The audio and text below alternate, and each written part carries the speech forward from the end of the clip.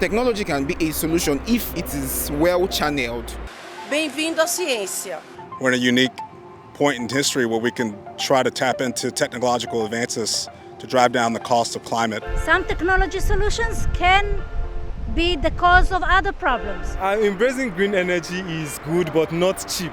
Electric vehicles. Water energy, windmills, solar energy. Um item verde que eu uso na minha casa, né? Cara, infelizmente de cabeça eu não tô lembrando de nenhum. Oh, we have solar panels. We have solar panels. Yes, I think we should use technology, but also, yes, I think that actually starts by reevaluating the way that we live.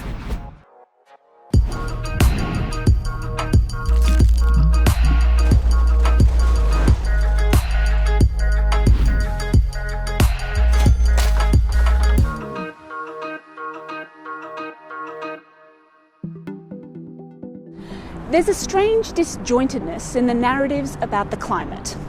On the one hand, there's this. The empty pledges that put us firmly on track towards an unlivable world. On the other hand, you see things like this. I think our power of innovation and the commitment of the younger generation to this cause is very strong. I think we're making progress. Climate scientists put out reports like this.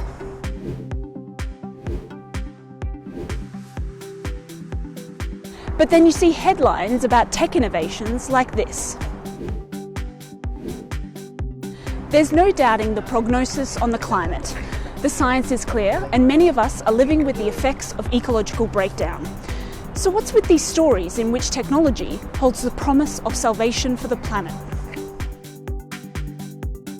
I think this technical optimism is less about the technology and more about how can we avoid making the profound changes that are necessary to the lifestyles of those of us who are responsible for the lion's share of the problems that we face. Dr. Ketan is a professor focused on energy and climate change. He works across Britain, Sweden and Norway and has little patience for what he calls idealised tech solutions. So I think it's a distraction, but the real skill with a distraction is to eventually believe it, and not just to convince others, but to convince ourselves. So that the self-delusion in it is key. The stunning announcement from the founder of Patagonia, sharing that he's giving away the $3 billion company to help fight climate change. Who are the people that are pursuing these approaches? They're almost always the very high emitters in our society. And so rather than face the challenges that we are going to have to face, the great skill is to pretend that we're actually part of the solution when we actually know slightly deeper down that we are the problem. We still want roads, so we need cement that you'd have to call green cement. We still want to be able to fly around, so you have to have aviation fuel that is made without any emissions at all. We still need oil, we still need the coals, we still need the wood. But if the data can tell us how to use it efficiently, smartly, and that is what we think we can do. With the right focus and the right ingenuity, we can have the benefits of our modern lives and have a thriving natural world. Big philanthropic donations, they tend to come from the leaders of tech companies. So Jeff Bezos immediately comes to mind, the former head of Amazon, who I think had the largest philanthropic donation probably in climate history, I would say. Ketan Joshi is an energy analyst and communicator on a range of climate issues. He has a nuanced view on how billionaire philanthropy can aid climate action. What you see is a lot of new things being done that possibly couldn't have been done without these philanthropic donations. But sometimes they make bad choices too, and there's not a whole lot that can be done about it because there's sort of just a person with a whole lot of money who gets to decide whatever they want, really. Another concern I have with this very sort of top-down, very elitist view of solving, and they see it like this, as solving the climate challenge, not responding to it, is that it's really anti-democratic. It ignores the rest of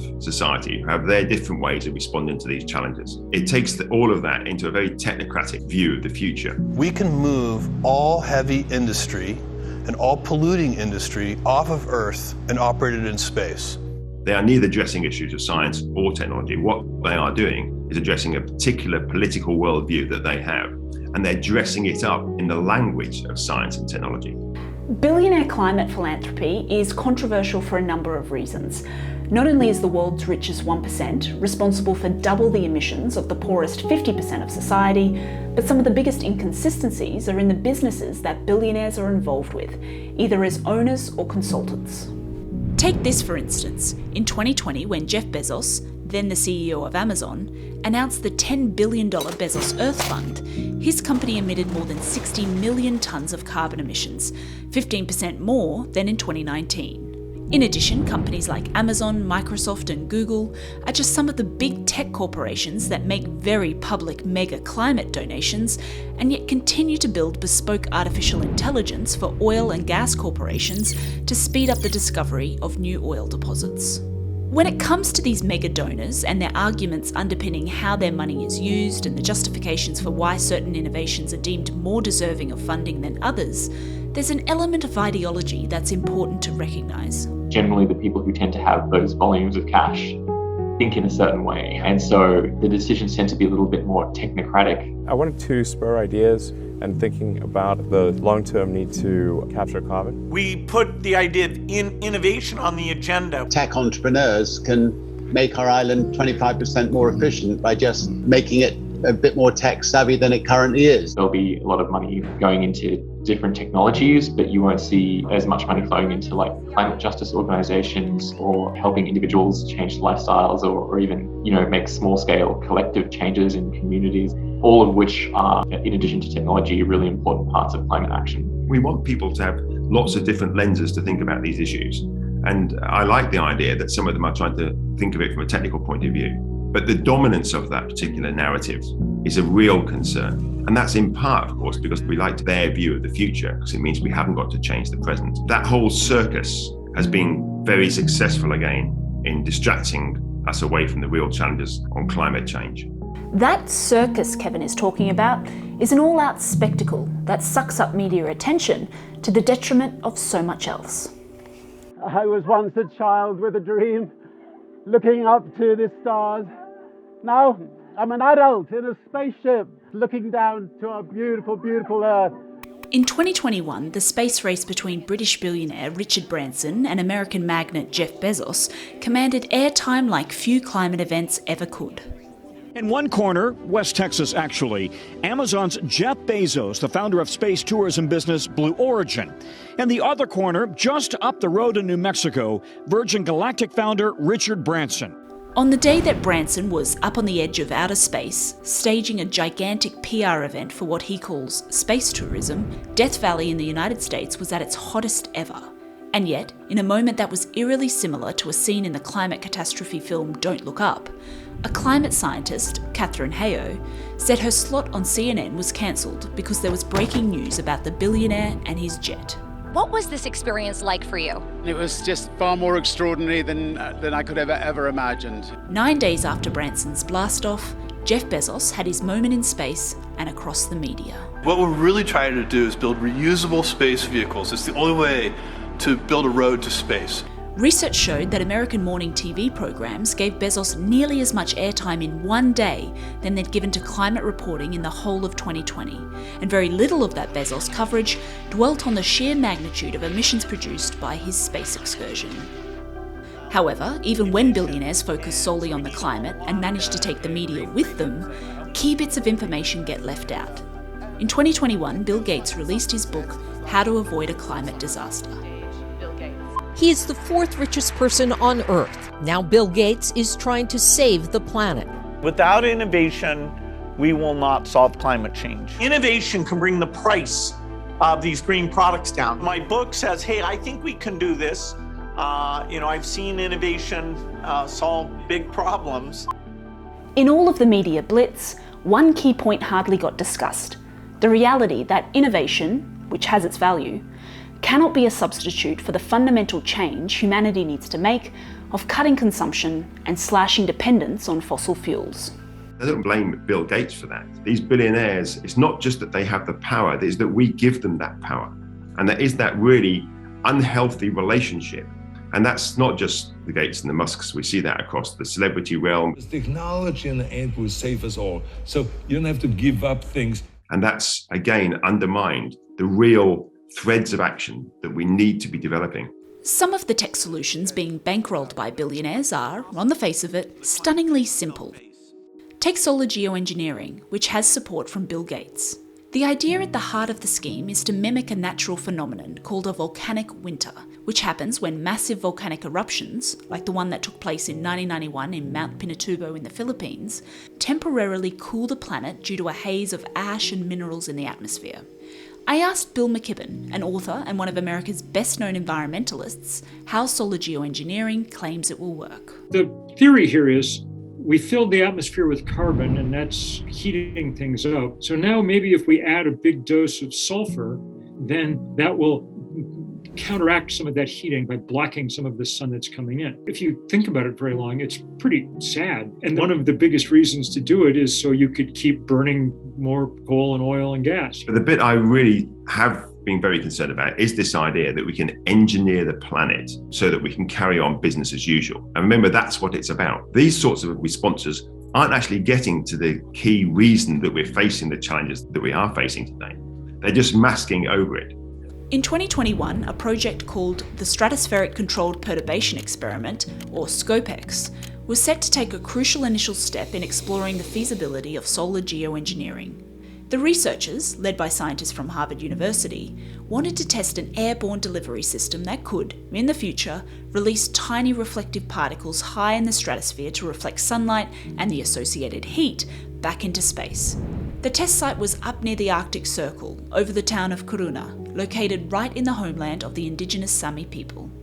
I spoke to Åsa Larsson, Vice President of the Saami Council, a representative body of the community. From a Saami Council perspective, we haven't been into this technological side of climate change issues because we are prioritizing on securing natural ecosystems and securing the biodiversity. When we found out and understood that this test was in Kiruna, we immediately took a stand that we do not approve of these testing because we do not see that solar geoengineering is a part of our chosen future. It's not something that we believe we should develop. The Saami have reason to be concerned about what's happening over their heads. Back in 1986, a fatal accident at the Chernobyl nuclear reactor in the neighbouring USSR resulted in quantities of radiation being blown over villages and reindeer grazing lands. Thousands of animals had to be slaughtered, and decades later, reindeer meat must still be tested for radiation. As news of the SCOPEX plans spread, the Saami Council, together with other Indigenous peoples' organisations, wrote a letter calling for the shutdown of the experiment. It made the case that this technology cannot be governed fairly and poses an unacceptable risk, one that could raise hopes for a quick solution to the climate problem without addressing its root cause, the unsustainability of our current systems. And have you received a response to your letter also? We have not received any response to that letter from Harvard. I know that the test in itself in Kiruna was a very small test, and that in itself would not have caused a great environmental impact locally here. But we opposed that testing because of it being in the puzzle of developing solar geoengineering technology. In my perspective, this kind of development and the notion of the solar geoengineering as a salvation to climate crisis, that's too big of a risk. The computer modeling seems to show that it affects the way that the monsoons form over the Indian subcontinent. Well, that's, 1.5 billion people that rely on that to eat. Plants like sunlight, so you don't really want to mess around too much with how much of it's hitting the earth. And all of it's unnecessary because we actually have the technology now to stop putting carbon into the atmosphere. The vehemence of the pushback against the SCOPEX test flight meant it had to be put on hold. According to Reuters, Frank Koich, the lead scientist on SCOPEX, said the Saami Council's objections were disappointing, given that the research had some support among certain climate scientists and climate-vulnerable countries. Bill Gates, who had chipped in $4.5 million, admits in his own book that unproven geoengineering concepts raise thorny ethical issues, however, were worth investigating while we still have the luxury of study and debate. Some scientists working on the technology say that while they hope their research is never needed, it is necessary in order to arm future generations with the ability to enact it as a backup, a plan B. These geoengineering technologies typically ignore and avoid the whole sort of concept of time. They are again planned for some point in the future, and in the interim, we're just carrying on with business as usual. So again, it's another form of distraction. With billionaires funding projects, governments subsidising solar geoengineering research, and proponents pushing for real-world trials, this technology is no longer a distant, abstract risk. And while Scopex remains on hold for now, the UN General Assembly is being pushed to discuss the technology for the first time in 2023. As an Indigenous people, we have been advocating climate issues for a very long time. I would have loved to have all of this attention to actually address the root causes of climate change. But I have actually also reflected on how quick people are to cling on to the notion of a quick fix or the technology salvation. And don't get me wrong, I do believe that technology and innovations will play a very important part, but we need to find ways that actually gets results to lower emissions. And the solar geoengineering technology does not do that. Lowering global carbon emissions is seen as such an impossible task that people seem to be willing to do almost anything else but that, including what seems ironically like burying your head in the sand. Although in this case, what's being buried are emissions. We know that up here, carbon dioxide is a big problem, but we believe deep down there lies an important part of the solution. So one of the technologies that has been particularly promoted by the fossil fuel industry is this concept of carbon capture and storage. And the key reason that people want this technology is it means that, again, we can carry on with fossil fuel production, oil, gas and coal, with the idea that when we burn these fossil fuels in our power stations, for example, we can capture the carbon dioxide before it goes out into the atmosphere, and then we can store it somewhere deep underground. A carbon capture and storage trial is key to the continued operation of a coal-fired power plant here in Millmerran in eastern Australia. Here's how the whole thing is meant to work. The exhaust emissions from the power station will be trapped and routed through a solvent, which will absorb the carbon dioxide. It will then flow through a heating process to release the carbon molecules, which are then captured, cooled and liquefied for transport to another site 100 kilometres away. There, the liquid CO2 will be reheated and injected deep into the earth to be stored in a porous rock layer. The project claims up to 90% of the plant's CO2 emissions can be captured and stored this way, a big promise that's received a big boost, up to $35 million, from the former Australian government. I think that the Australian government is take a lot of their cues from the fossil fuel industry themselves, and they also focus very heavily on rhetoric and promise. They're investing very heavily also in carbon markets and offsets and biological sequestration and things like that, rather than any sort of like systemic or deep change in Australia's reliance on fossil fuel industries. Like so much of the climate tech solutionism that gets bandied around, carbon capture and storage, CCS, has been promoted with outsized promises of being transformative, but it's delivered barely a fraction of its benefits. Back in 2009, the International Energy Agency said that CCS is an important part of the lowest cost options to mitigate climate change. It set a target for 100 large-scale commercial CCS facilities to be in operation around the world by 2020. In reality, just 21 capture facilities were set up. That number dropped sharply to just 5 if you remove the 16 that ended up being used for something called enhanced oil recovery, a process of extracting further oil using the captured carbon dioxide. There was a big boom of planned CCS projects in the early 2010s. This is another example of Mississippi being on the cutting edge of technology. It is the future of coal-fired plants. A lot of those planned projects kind of just dissipated. The projects that actually were realised, a lot of them have suffered technological problems, only capturing a very small proportion of the actual emissions, and generally clean coal or clean gas, that they have not eventuated. If they'd put the billions of pounds that are necessary to do the research to get this technology to work, and they had some examples of that at scale, then great. But of course we haven't. 30 years on, if you look at the actual amount of carbon dioxide that's being captured and stored, it's about under 0.02% of current energy emissions. So it's almost nothing, 5 to 7 million tons of carbon dioxide. That sounds like quite a lot, but we're putting into the atmosphere from our burning fossil fuels about 36.5 billion tons of carbon dioxide. So it's just a very small fraction of 1%. The problems are, one, it doesn't work very well when we do it, but two, it's incredibly expensive. I mean, it doubles the cost of the power coming out of the power station because you had to build all these pipes, you know? So why would you do that instead of just taking the same money and building twice the amount of solar power or wind power. All of these complex and expensive technologies are framed as being essential in the scramble to avoid making the climate catastrophe worse. This is despite the fact that in 2020, renewable energy was the cheapest way to generate electricity on the planet. In fact, the cheapest way there's ever been. A 2022 Stanford University study into whether individual countries or entire regions could get by solely relying on renewables was revealing. A range of different situations and geographies were examined, including small island states, major powers, and countries in sub-Saharan Africa. In each case, researchers found that energy could be reliably supplied with 100% or near 100% renewable energy. There's real reason for a certain kind of technological optimism. I mean, scientists and engineers have dropped the price of solar panels and wind turbines 90% in the last decade, and now the batteries to store that energy are going on the same curve.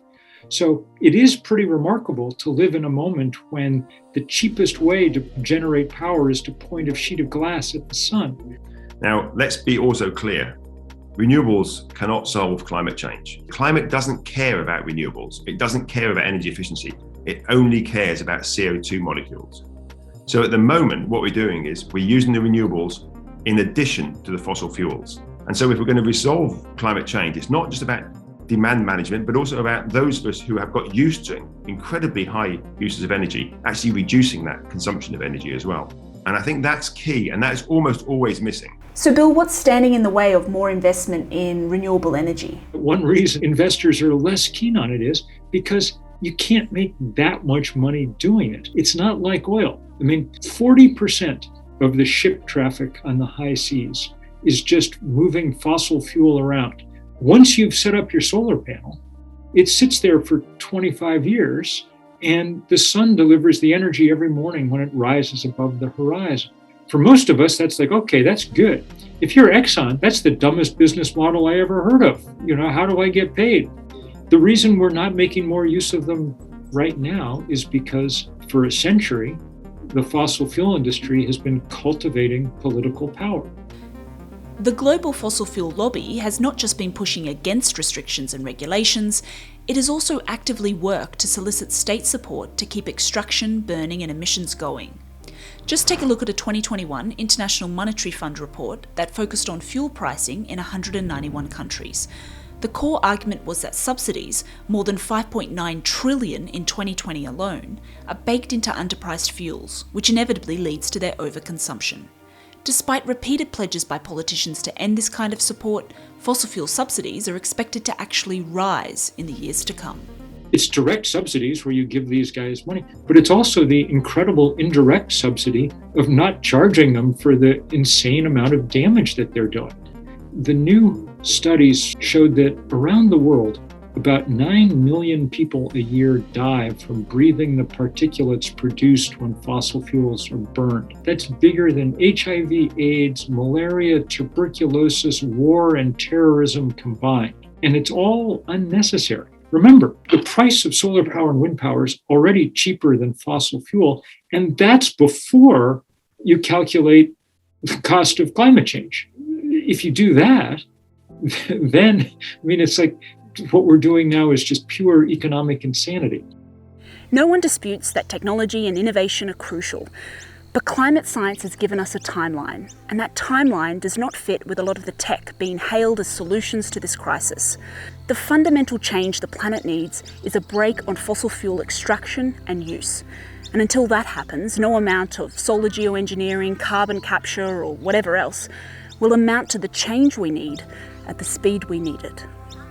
The most important thing an individual can do at this point is not put solar panels on their roof, though I'm glad I have them on mine. We're past the point where we're going to solve this one Tesla at a time, one vegan dinner at a time. The most important thing an individual can do is be a little less an individual and join together with others in movements big enough to challenge the liars that work at big oil. I do believe that we cannot go forward to find actual solutions that could bring us towards a more sustainable world without addressing the power issues. This is the real challenge, because without the will to actually do the changes, we will not succeed. Thank you for watching episode 2 of All Hail the Planet. In episode 1, we looked at carbon offsetting, and in the coming weeks, we're going to be uploading more episodes to do with the political, economic, and social barriers to meaningful action on climate change. If you'd like to follow along, you can easily use the hashtag AllHailThePlanet on social media. Otherwise, search for All Hail on aljazeera.com.